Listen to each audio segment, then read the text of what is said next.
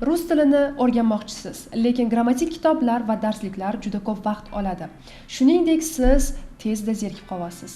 Barchaga assalomu alaykum. Bugun men sizlarga kino orqali rus tilini o'rganishning amaliy va samarali metodini ko'rsataman. Bu usul orqali siz nafaqat so'z boyligingizni oshirasiz, balki iboralar va tabiiy gapirishni o'rganib olasiz.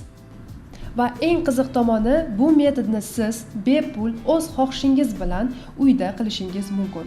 Bugungi videoda sizlar bilan qanday filmlarni tanlash kerak, ikkinchisi qanday qilib diqqat bilan tinglash va yozib olishni amalga oshirish va oxirgisi qanday mashqlar yordamida tilni tezroq o'zlashtirish bo'yicha batafsil gaplashamiz. Videodan maksimal foyda olish uchun videoni oxirigacha ko'ring. Qani bo'lmasam boshladik. Kino orqali rus tilini o'rganishning eng yaxshi tomoni bu siz bir vaqtda o'zida so'zlarni, iboralarni va talaffuzni o'rganishingiz mumkin. Kino orqali rus tilini o'rganish uchun birinchi qadam darajangizga mos film tanlash. Endi boshlayotganlarga bu multfilmlar, bolalar filmlarini ko'rish, chunki u yerda sodda, tushunarli, tabiiy gaplar ishlatilgan. O'rta darajadagilar esa komediya yoki kundalik hayot mavzularidagi seriallarni ko'rsangiz bo'ladi. Yuqori darajadagilar drama, detektiv filmlari, til boyligi yuqori bo'lgan murakkab iboralarni o'rganasiz. Muhimi, o'zingizga yoqqan janrni tanlang. Shunda qiziqish bilan tilni o'rganasiz, tezda zerikib qolmaysiz. Ikkinchi qadam esa bu filmni faol va qiziqish bilan tomosha qilish. Siz film ko'rganingizda shunchaki tomosha qilmang, biz asosan shu metodika orqali filmlarni tomosha qilishimiz kerak. Birinchisi, filmni qismlarga bo'ling, masalan 10-15 daqiqali sahnalar.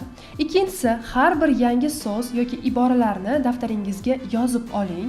Uchinchisi, shu yozib olgan so'zlarni siz baland ovozda 10-15 daqiqa takrorlang va oxirgisi, filmdagi o'zingizga yoqqan sahnalarni baland ovozda yana bir bor talaffuz intonatsiyaga ahamiyat bergan holda takrorlash. Uchinchi qadam bu dialoglarni imitatsiya qilish. Avval aytganimdek, filmni shunchaki tomosha qilish bu yetarli emas. O'sha dialoglarni biz vaziyatda o'zimizni his qilib ko'rib, aktyorlarni talaffuzida, ohangida gaplarni takrorlashimiz kerak. Mana masalan, bitta sahnada ikki do'st bir-birini kafega taklif qilishsa, misol uchun, "Давайте пойдем в кафе". Хорошо, идем.